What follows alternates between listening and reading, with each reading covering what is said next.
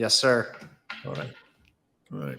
Well, welcome everyone. Dr. Rob Kiltz, and we're in the Kiltz's Carnivore Conversations with Tony Pascolla, Tony Primal Foundations, and we're excited to have you on today and talk a little bit about primal diets, carnivore fitness, and what you do for a living. So, welcome, Tony. How you doing today? Great. Thanks for having me on. Appreciate it. Well, it's really a pleasure. And I know that so many people are going to be excited to hear your story. Maybe you could tell us a little bit about your background story, where you're at, where you're from, and how you got to this health and wellness space. Absolutely. I'm from Chicago, Illinois. Grew up just outside of Chicago. I live in Chicago currently. And growing up, big Italian family, Pascolla, right? And food is just... that's the lifestyle, that's the culture, that's everything. And just at an early age, we didn't really learn too much about food. It was just a lot of eating and just family time and just pizza, pasta, like whatever, and it's all about food and desserts.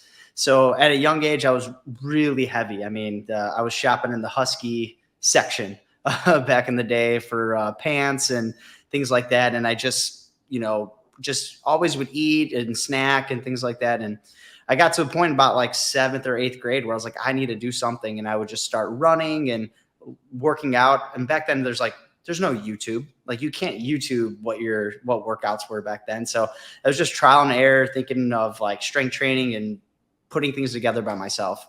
Started losing weight, which is, was good. I started kind of growing, into my frame a little bit. I get into high school. And one of the best things I ever did was take up wrestling.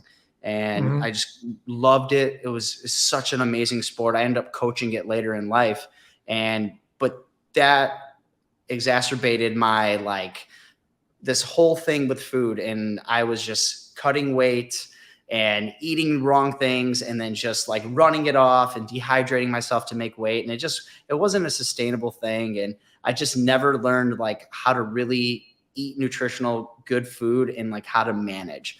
So that kind of flows me into college, where I didn't gain the college 15, I gained the college 50. And I gained 50 pounds from my senior year of high school to my freshman year of college, where my friends didn't even know who they saw me and they're like, "Oh, Tony, is that?" I was like, "Yeah."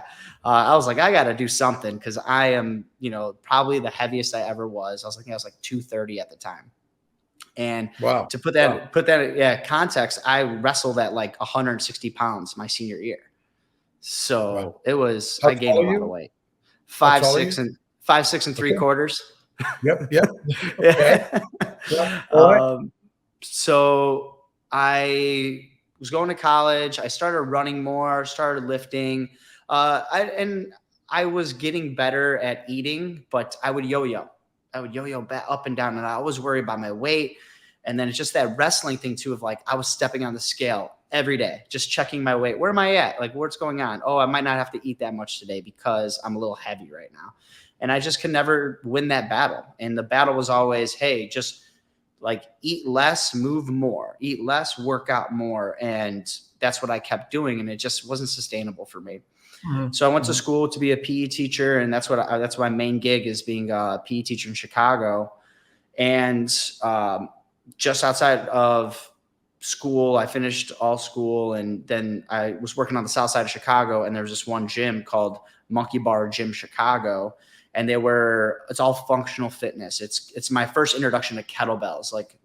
I'm a kettlebell instructor. I love kettlebells. We worked out barefoot. There's mats, there's ropes, no mirrors, no machines. It's just you and some weights, and it was great. But they kind of preach, this is again when Forks Over Knives was huge, right? Everybody's jumping in on, oh, vegan, we have to go vegan because it's healthy. And the gym was a big they had a vegan movement. It was kind of part of their culture.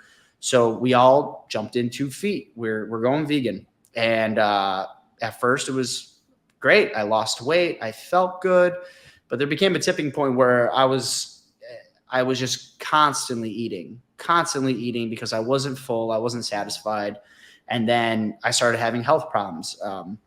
I got blepharitis in both my eyes. And it was just basically, it's not, and I always say it's like, there's people that have way, with these high oxalate diets and things like that, they have really, really bad health issues. Mine was just these huge styes in my eyes. Not that it was a medical emergency, but it was just so annoying. And every month they would flare up and they would give me, doxycycline to get them down. And they just kept saying, put a hot compress on it. It'll be fine. It never went away and there's no cure for it. So then I was like, man, I got to do something. I'm tired all the time. I'm eating constantly. My hair I was getting bald spots on the top of my head. Wow. And that's when I kind of was like, I got to step back from this. I think I'm doing the wrong thing. I'm quote unquote eating healthy because I'm eating vegan, but everything was like fake. It was all vegan out of a box, Dahlia cheese or whatever it is. And it just wasn't real food. And that's what that's when keto, you heard the keto word. What's keto? What is this? And like, oh yeah, you could eat some vegetables or whatever, but you could eat a lot of meat. I was like, I actually really like steak. So I went into that and immediately I was like, I like this diet. Yeah. I'm just eating bacon, fats, a lot of Brussels sprouts that I was having it back then, and just a lot of different like vegetables. And, but yeah, I felt really good and just way better. And I can just tell like my satiety was getting back. I didn't have to eat as much. But keto's kind of hard. Like you have to count everything, I don't know if you experienced, or did you like go from keto first or like kind of make your way into carnivore right away? No. I went from Atkins, paleo, keto, then carnivore. Gotcha. And so, it's the same trips along the way where we're finding something of value. Other people are doing something. You look at it, you work at it, but then it's just something isn't completely right. And maybe you could, give us that timeline. How long ago was this when you were in the vegan world and then the the keto world? So vegan, 2012, 13, right, was when kind of the forks over knives era. And then I kind of went vegetarian. And I got some like the cheeses and all that stuff. I was implementing that, but probably maybe 2018, like 2017, 2018, I was like, oh, like I'm going to get on keto. And once I did keto, I felt better. Just my sleep, mental clarity, like all those things that they talk about. I was like, oh yeah, this is a thing. And then I just was just like so complicated. I was like tracking and counting, and is this a net carb? Can I have this? And it was just like, and then Sean Baker's podcast on Joe Rogan, kind of everybody like was like, what? That guy just eats meat and he's jacked. Like, I was like, oh, I'm just so curious. And I'm like, that just seems very simple. I don't have to have like this many vegetables, or I don't have to count things. So I tried it. I just like did ground beef, like burgers and ribeyes, and I did it for 30 days. And I was like, wow, I feel awesome. I feel great. I'm sleeping even better. My hair's kind of coming in. I was leaning out. And the biggest thing is from a guy that's just yo-yo dieted all of his life and can never get it right. I know what I'm going to eat. For me, I was like, this is all I need. And I feel full and satisfied. Whereas if I eat something else, heavy carbs, I'm hungry in 2 hours and I can eat a lot and it's a problem. Where else did you find some benefits when you went from the keto with the vegetables to the carnivore with strictly animal based?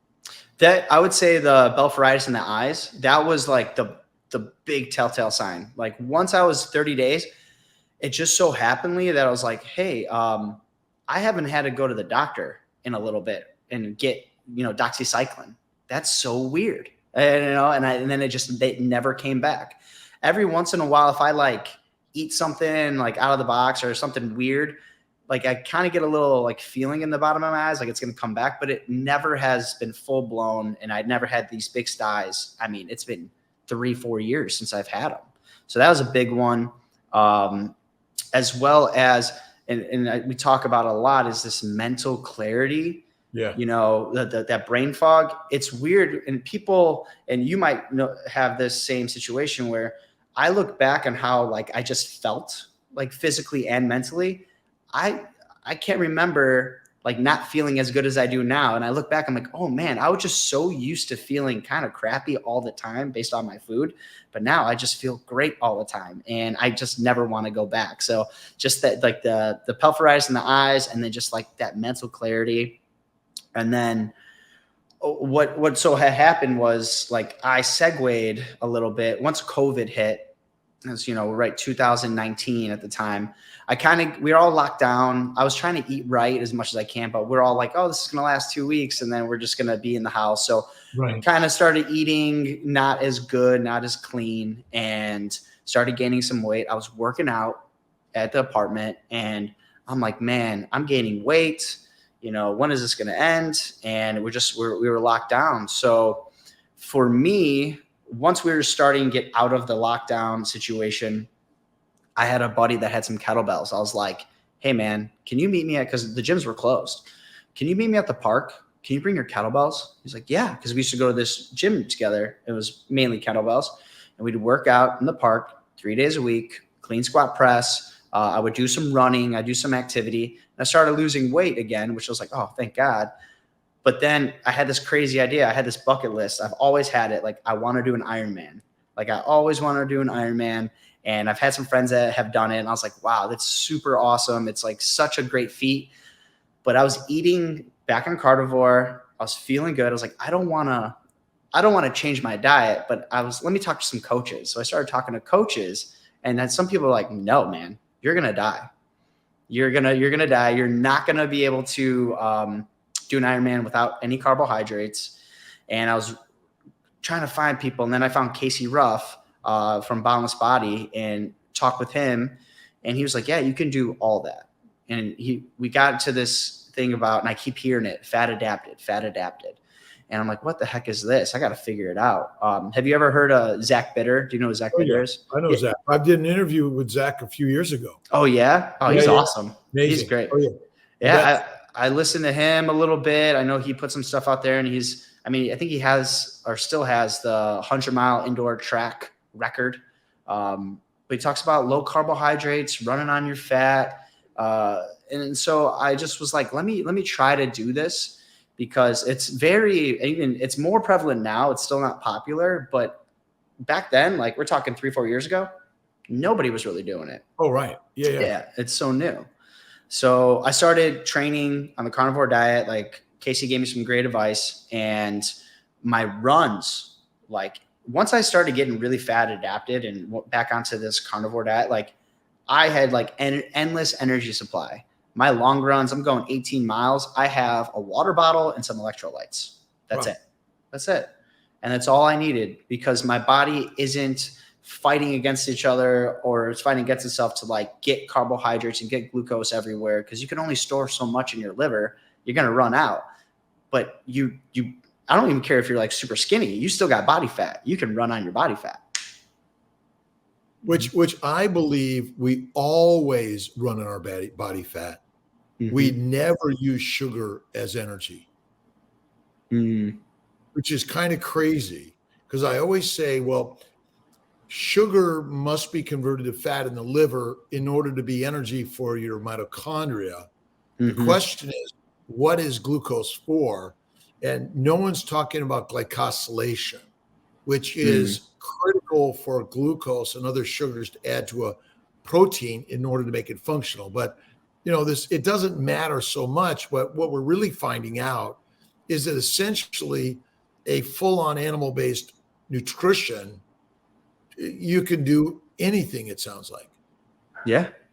Oh, yeah. And so what did you do? Did you get to the Ironman? Did you tell us what you completed in that feat of moving towards that? Yeah. So all the training, did carnivore. And then the first test that I kind of tested myself was a half Ironman. And I'm like, you know what? All my training was fasted. Like 95% of my training was fasted. Yeah. I would wake up, I would do my workouts, have fasted. because I really wanted to make sure that my body was running off body fat and instead of like any glucose that was left over from whatever. So I was like, I want to be fasted. I want to make sure that I'm running, on all cylinders and I'm burning fat. So the half Ironman came around.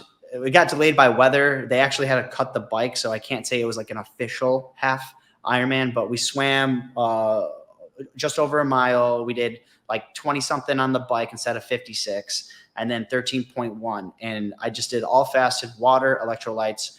Wow. And I completed it. It was fine. I was fine. I was like, okay, I can do this. So now in my back of my head, I'm like, I could do this. Like I can run off my own body fat. It had a game plan together. Once the full Ironman came, I had only a few things with me. I had a couple of, they're the macadamia nut fat bombs.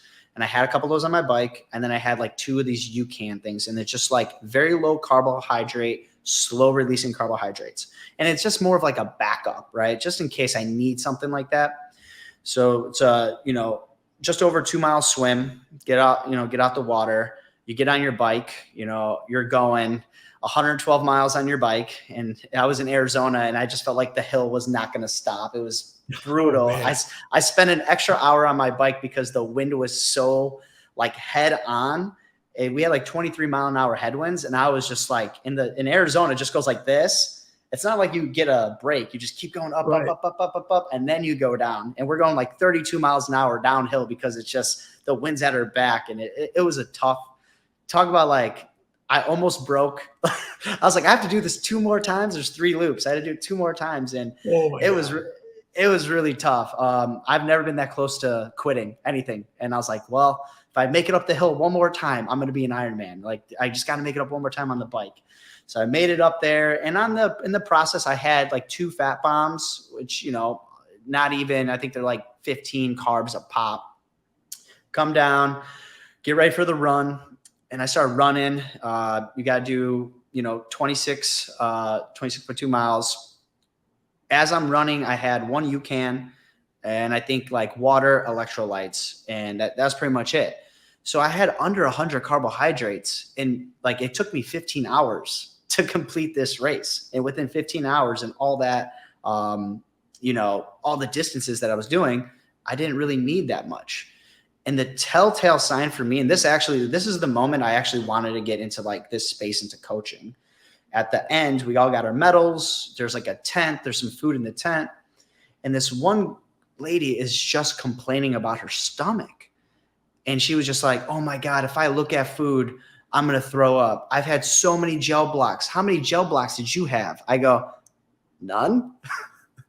She was like, are you serious? I go, yeah, I didn't have any gel blocks. I'm like, I had like under 100 carbs.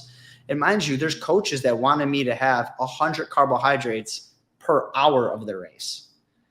Yes. And so, yeah, it's like this, you just constantly, like a lot of people drop out of races because of GI issues. It's not because they can't do the race. It's the GI issues, it's the nutrition.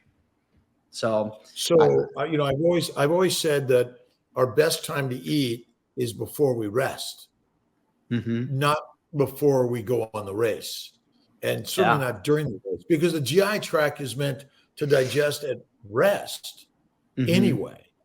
And so how did you feel at the end of this 15-hour Ironman? Good. I felt fine. I mean, once I went carnivore, and I feel my recovery is just better. I'm able to train more and consistently. So that's like the big plus.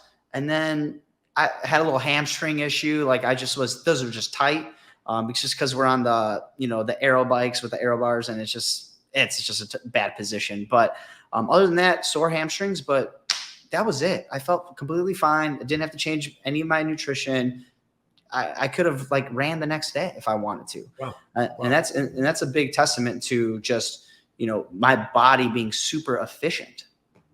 Well, tell us a little bit about your current nutritional focus and what are you doing now? What's your day-to-day food intake look like?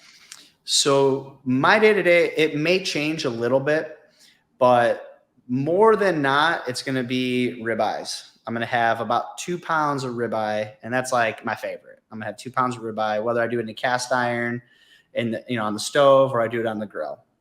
And for me, 2 pounds is like my fill. I'm good. I feel satisfied, and I don't really need to eat anything after that. I could if I wanted to, but typically not.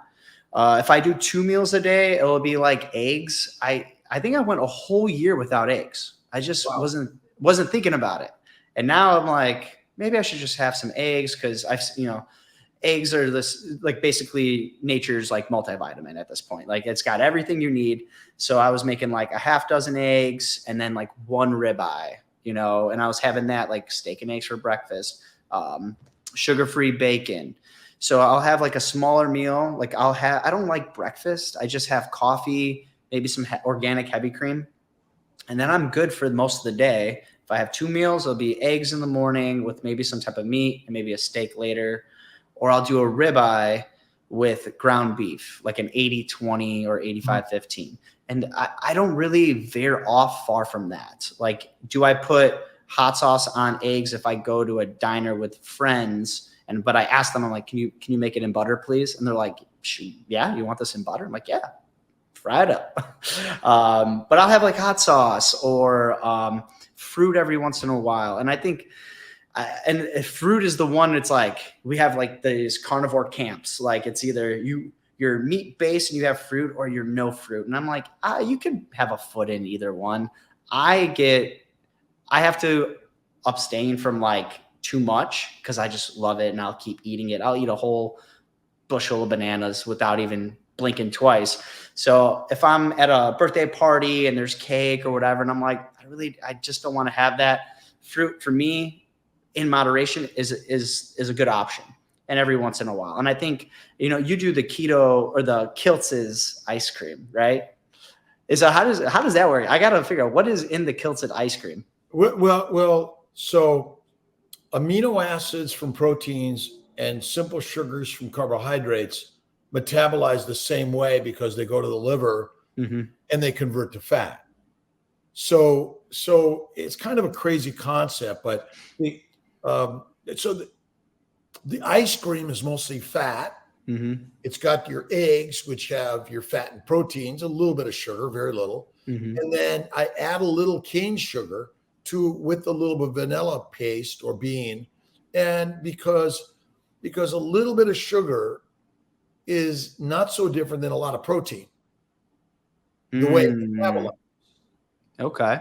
The majority of carbohydrates are not even sweet. So the majority of sugars in nature aren't sweet at all. So we become so sort of neurotically crazy and say, well, cake is no good, but cake is mostly sugar, right? So it's going to convert to fat in the liver. Mostly protein converts to fat in the liver. So there's not much of a difference. But if you have fruit, it contains some chemicals that plants make that actually a cake might not contain. Okay. So, or my ice cream with a little bit of white sugar. Now, some people can't tolerate gluten, and you got to be careful there.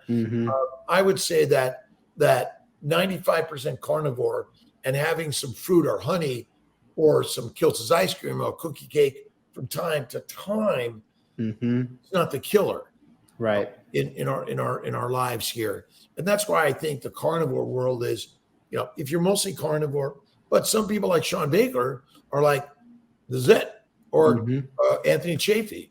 It's steak, salt, water. That is it. A little bit of liver, maybe, but some people don't even use liver for sure. So, but we do many things that are harmful in life. We drive cars, we ride in bikes, and you do a marathon. I mean, there's Ironmans. There's some risk to it, right? Oh yeah, for sure. And so eating a little bit of carbohydrates isn't likely the end of the day, right? At all. Our bodies are quite capable of it. Because we eat a tremendous amount of carbohydrates all the time, it damages the liver. And now we cannot metabolize them very readily. That's the biggest problem. I think it's also, if I'll have something. And I was talking about this the other day. I had legit ice cream with like 3 months ago with some friends. Do you guys have a Jenny's out by you? You know what Jenny's are? I haven't seen the Jenny's, but great ice cream. I mean, yeah. I'm Italian, by the way, also. Oh, my man. My grandparents are all from Italy. Yeah. So you know the lifestyle. It's all desserts all the time. It's just like, oh my gosh, there's just so much. You know, there's like 10 people here and you have enough food to feed 50. And that was every Sunday with our families. And I mean, ultimately our cultures are driving all of us to consume and eat the way we've been doing. Mm-hmm. Modern world certainly has made it a little more risky, I think, and not so good. Yeah. But you know, what is it about, you know, how is it a change for you and your culture when you go to family events and things like that?